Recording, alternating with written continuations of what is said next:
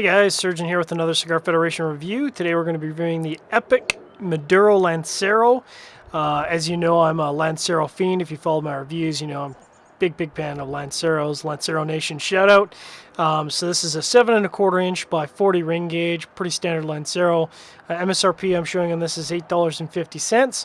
Wrapper on this is Brazilian, the binder is Cameroon, which is kind of interesting, and then it uses Dominican and Nicaraguan filler. Really excited to try this one out. So we'll get toasting, get lighting. So first up, we'll take a nose of this. Lots of leather, some spices, some earthiness to it. You kind of expect off a Maduro wrapper. Some spicy hay, like a dry hay. So that's kind of interesting. So we'll get to the traditional method. You know, I like to toast and light as opposed to cut and light. Gotta be careful with the Lancero. Super small ring gauge, so really easy to scorch the wrapper on this bad boy. Trusty V cutter. Draw is great. Getting a bit of sweet leather and hay to start out with. First impressions. Some nice spices and pepper on the retrohale. So we'll let the first third settle in and see what else comes up. So as you can see, lots of smoke production off this bad boy. Now the first third's kind of settling in. Lots of pepper off the retrohale. I would say medium plus. Off the draw, kind of a sweet, little bit of nuttiness, a little bit of hay. Leather's kind of disappeared. Man, that pepper's got some bite to it. So I'm going to keep smoking. There's obviously a lot of cigar to go, and I'll keep checking in. Sitting about 10 minutes in, pepper has a lot of bite to it. It's definitely lingering between draws. I enjoy a lot of pepper, but this might be a little much for people who don't like their pepper in the medium plus, and it is lingering on the tongue quite a bit. Again, for me, really enjoyable. But if you're not a pepper fan, that might chase you away from this cigar. The sweetness on the draw does offset the pepper nicely, but I'm not sure it's enough. So the pepper is still coming through. It is the most prominent flavor so far. Coming up on the 15-minute mark now.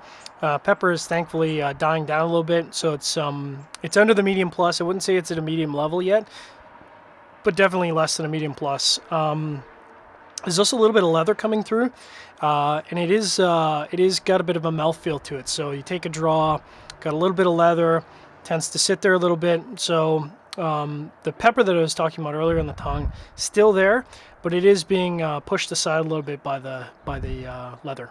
Coming up on the 40-minute mark, first third's kind of winding down. There's a lot of sweetness that developed, and it's bouncing off against the pepper. The leather's kind of fallen off a lot. Pretty tasty first third. I'm interested to see how this develops in the middle third. I think there's going to be a lot of flavor development in the middle third, but we'll see. I'll check back in and see how it goes. Hitting the 1 hour mark, the spices have picked up in complexity, and they're kind of playing off against the sweetness. It's a really nice mouthfeel. Pepper is receded to a medium, maybe even a medium minus here. I'll keep checking in to see how the middle third progresses and see if there's any other flavors I can pick up.